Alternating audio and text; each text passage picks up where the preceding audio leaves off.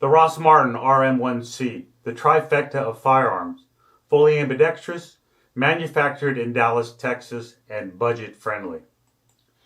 Hey, the Humble Southpaw here, where you will receive SouthPaw's perspective on firearms and EDC gear.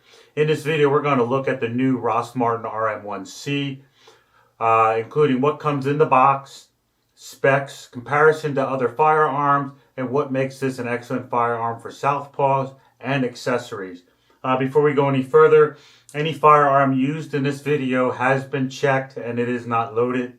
There are no live ammunition on this set here. So just to cover myself and you to put out that disclaimer. Okay, so what you're going to get in the box, of course, is your RM1C. You're going to get an owner's manual. And I'll tell you right now, this is probably the best owner's manual I've seen from a manufacturer. Well written, detailed, illustrations are excellent. Plenty of illustrations, so there is nothing missing in this this manual.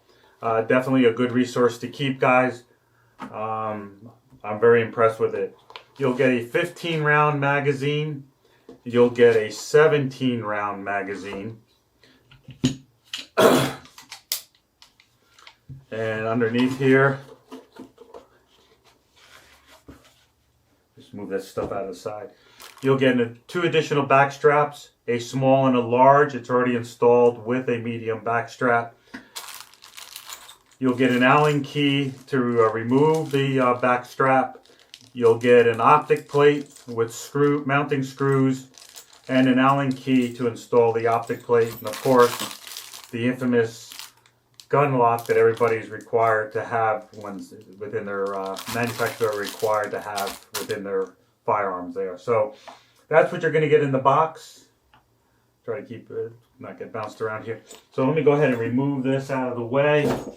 And let's go ahead and get into this and go through some of the specs. This is a low bore axis compact firearm. I define this as a full ambidextrous as considered to an ambidextrous because there is no modification that needs to be done with this gun. Right out of the box, it is fully ambi. You don't have to worry about swapping out mag releases. So that is the main difference between, to me, as a full ambidextrous and an ambidextrous. You know, not having to worry about modifications and swapping the mag release. So this is fully ambidextrous. The frame is a polymer frame. The slide is a nitro carburized steel slide, which is basically a salt bath nitrodizing. Very nice finish on this thing. They did a really nice job. As you can see, the slide serrations are very aggressive, which is very nice. Just allowing you to manipulate the slide. The barrel is a 4-inch hammer forged crowned barrel. And again, the crown barrel is very nice. That's something you probably see more often in a high-end gun, but it's that they do provide that. The length is 7.1 inches. The height with a flush mag is going to be 5 inches. With the 17-round mag, it's going to be 5.5 inches. The grip width is 1.1 inches. So it's a good thin grip. Nice. So very nice about it. So those are some of the features. Weight with the flush mag is 21 ounces. With the extended mag, it'll be 21.5. Did I say inches? If I said inches, I apologize. It should be ounces. And then it should be 21.5 ounces with the extended mag. The the sights are an XDM, Springfield Armory XDM footprint. It's got the serrated back sight with a white dot in the front. Trigger pull is a double action 5 pounds. It's very nice. Reset is very nice. Not a lot of travel. Good tactile sound. Solid wall in hitting it. Oops, going too far. And resetting it. So very nice. And as I keep using it, doing dry fires, the trigger is getting better and better. Would not say this is like a Walther or maybe a Canik trigger out of the box OEM trigger, but it's definitely up there. Definitely better than a Glock trigger or even a Sig Sauer to 365 XL. I am not a big fan of Sig triggers. I feel like they're a little twangy, a little mushy. This one here is very nice. So just to go with that. The recoil spring is about 16.5 pounds. It comes RMR cut. And then ammo. I did talk to Rost Martin and confirmed with this. This will take 115 grain, 124 grain, 147 grain.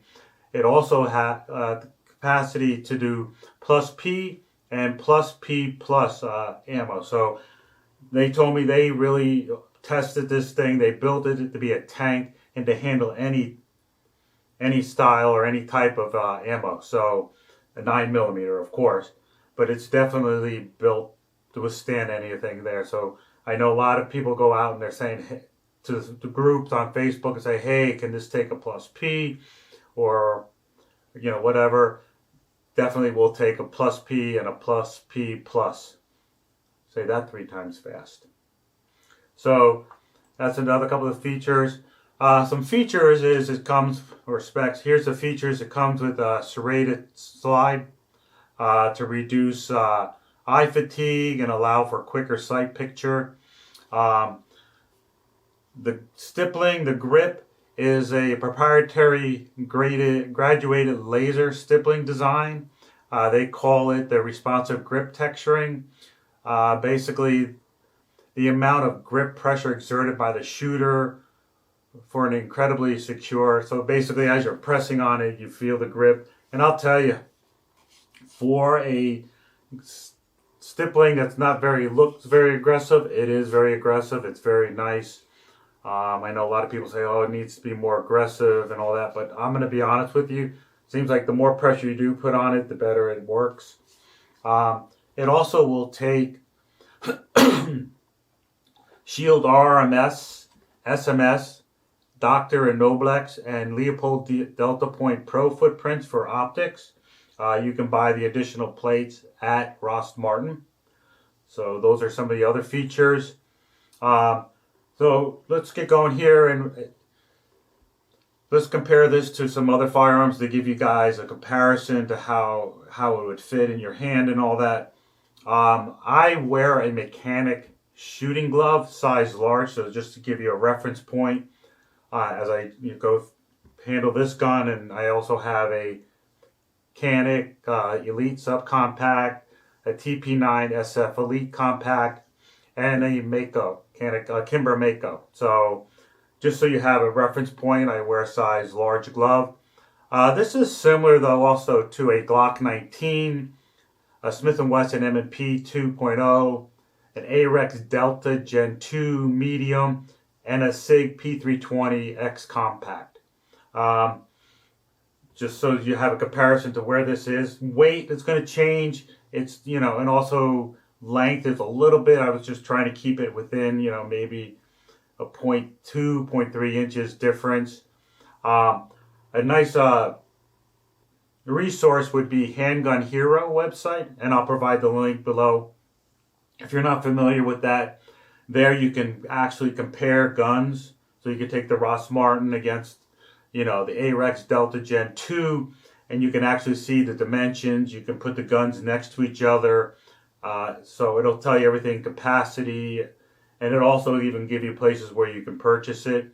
I use that site quite a bit, working at the gun range, and helping customers looking at firearms, so they can compare and see, what they have and what they're looking at. So definitely a good resource to have. So let's go ahead and get going here. And the first gun I got here is the TP9 SF Elite. It's basically the same size as the Glock 19 and everything, so it gives you an idea. As you can see here on the Rost Martin, I wrap around about halfway back around the grip, maybe a little bit more. With the Canik, I'm wrapping around about the same. So just to give you guys, try to keep this in perspective there. So that would be handling a Glock 19 or similar firearm. And again, a lot of this is going to change depending on the back strap. If you got the medium, the small, and some people, depending on the size hand, they might even have, they like that smaller back strap or whatever. So that will vary depending on yourself. Here, as you can see, hopefully, try to get that in there. Of course, the TP9 SF Elite is a little bit longer. Not much taller, maybe a ½ inch or so, a little bit less than a ½ inch. The biggest difference, though, if you look here, is just the size of the slide and the width of the slide, and the weight. Of course, it's definitely a huge difference in the weight. So that is the TP9 SF Elite. Here is the Canik Subcompact. This one really sits between what people consider a compact and a subcompact. It's kind of its own little niche, a little bit bigger. Not as big as a compact, but not as small as a subcompact. So again, where I grip is right about halfway. And so just to give you an idea, and again, the Canik is shorter by maybe an inch or so. Height wise, it's just maybe a ½ inch taller for the Rost Martin. And again, similar to the TP9 SF Elite, you know, just the width of, of the slide and all that. So that's your subcompact. And then last would be the Kimber Mako, which is a micro compact, kind of sits in the same family as the 365 or the Hellcat Pro. This one here, again, I'm running maybe a little bit more than halfway around the grip.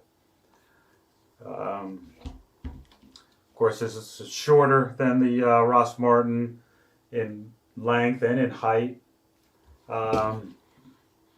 Definitely a little bit narrower than the Rost Martin, because again, micro compact, comparing it to a compact gun. So those are some differences. I hope that reference point helps you guys, because I'm not sure how many are going to be able to actually put their hands on this gun. It's still kind of new, and not every FFL gun store is going to be carrying it just because of inventory and is it going to sell or not. I'll tell you one thing, it will start selling. This is a solid gun. So but I wanted to give you some reference point to see how this would fit in your hands and all that. So hopefully you found this information useful.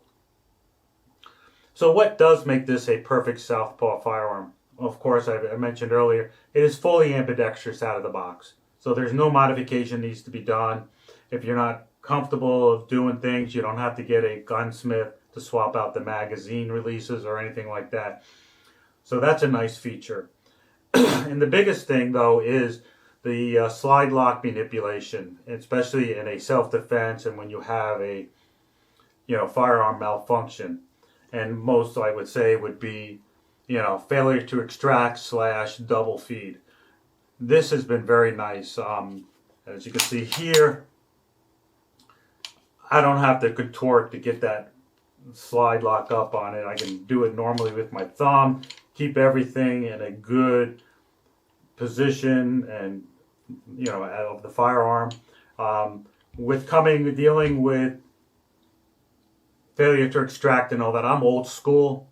I believe relieving the pressure off the magazine, then releasing the mag, and then lifting the gun up, extracting the cartridge that is stuck in the chamber, and then putting the gun back in, the magazine back in. I know there's school of thought of just not locking the slide back, pressing the mag release, and ripping the mag out. I think there's just too many variables there that could go wrong, and you could end up repeating yourself. If especially if that cartridge, because they believe pulling the mag out, putting it back in and racking it, and that should release that other cartridge. I'm not there yet, so that's what I look for. So this is definitely very nice, very easy to manipulate. I did have a question or a comment on my short when I did this on the RM1C. And the gentleman said he was having he thought it was really stiff, and I told him that I would look into it. I have not had a problem with it. I'm not sure, exactly what his scenario was, where he felt that the slide lock was stiff. I know with the Kimber, especially if you don't have a magazine in there, it kind of gets funky trying to do the slide lock or slide release. So, but I tried using it without the magazine, with the magazine. I didn't have any problems with it.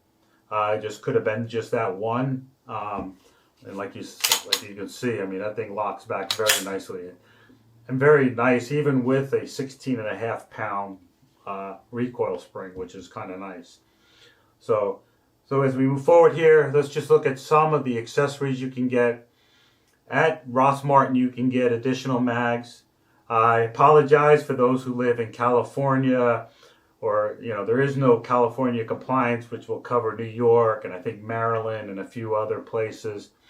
I have not seen anything out there yet, so these only sell with 15 and 17 round magazines. You can also get the additional optic plates at Rost Martin. So there's a few things.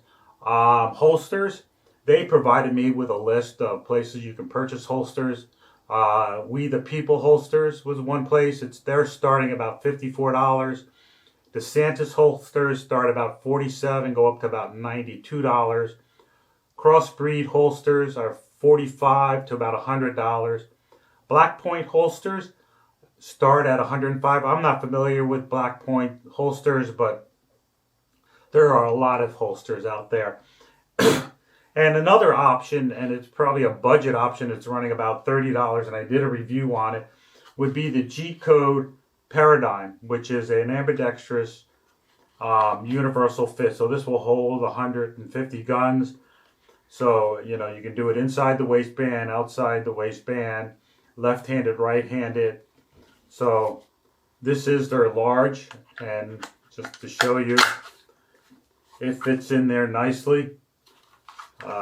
Good retention and everything else, so that could be an option. Again, this is more of a budget option. It's about $30 for that holster compared to everything else, but it does give you the flexibility. You could use this on any of these firearms, maybe not the Kimber. You could put this in this medium large holster. They do also offer a small to medium holster, so that is another option. And a lot cheaper. So guys, I hope you found this information useful, and if you did, please give it a thumbs up. If you like get more information on firearms from a Southpaw perspective, please subscribe and definitely share. Okay guys, be safe.